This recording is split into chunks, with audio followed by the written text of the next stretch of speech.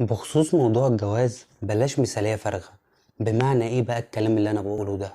ما ينفعش خالص يبقى مش حيلتك اي حاجة وتروح تتقدم لواحدة، ولو رفضت تقول عليها مادية واهلها ماديين. الحب مش بيأكل عيش، وده مش كلام والله يا جماعة. عارف اللي في ناس هتقولي ما هو ممكن يبقى غني وهي برضك مش مبسوطة معاه، بس ده اختيار غلط من نوع تاني، مش موضوعنا دلوقتي. بص، عايز اقول لكم على حاجة صغيرة اوي.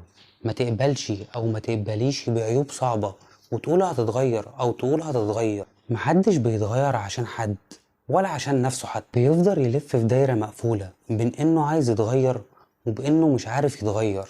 وده عموما طبعنا كبشر، ملوش دعوة بالجواز يعني. محدش ياخد حد فيه حاجة مش مقبولة في شخصيته، في ظروفه ايا كانت. بالمناسبة كمان انتوا من حقكم ترفضوا اي شخص، وده حرية من اساسه.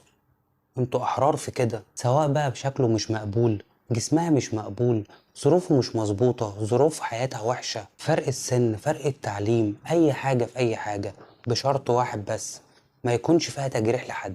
اتجوزوا لما تكونوا مستقرين. لو في حاجة لفتت نظرك من الاول اللي هي غلط، ما تعافرش وتكمل. وانت برضك اياك تعافري وتكملي. لما الموضوع بقى ينتهي وانتوا لسه في التعارف بيبقى افضل، عشان الانفصال بعد الجواز بيكون صعب والاستمرار فيه بيكون أصعب عشان خاطر أولادك. الكلام ده خلاصة سنين، ومع ذلك برضك أنا مع المشاركة. يعني مرة عليك ومرة عليها، بس لحد معين.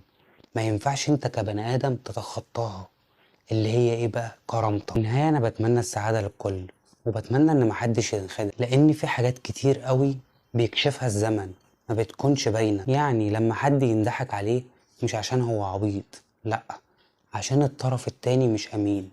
بس كده. يلا سلام.